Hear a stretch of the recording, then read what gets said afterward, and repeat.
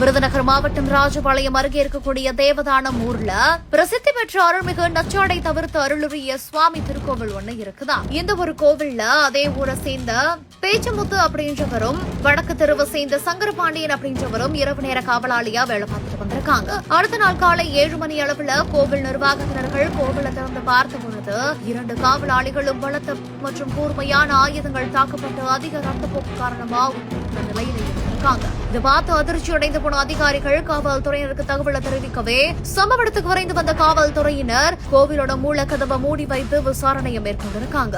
காவல்துறையின் முதற்கட்ட விசாரணையில கோவில் உண்டியல் உடைக்கப்பட்டதும் அரிவாள் உட்பட கூர்மையான ஆயுதங்கள் 4 காவலாளிகள் தாக்கப்பட்டு இழந்திருக்கிறதும் தெரிய வந்திருக்குது. இதையடுத்து 2 காவலாளிகளோட உடலையும் மீட்ட காவல்துறையினர் ராஜபாளையம் அரசு மருத்துவமனைக்கு பிரேத பரிசோதனைக்காக அனுப்பி வைத்து விசாரணையை மேற்கொண்டுட்டு வராங்க.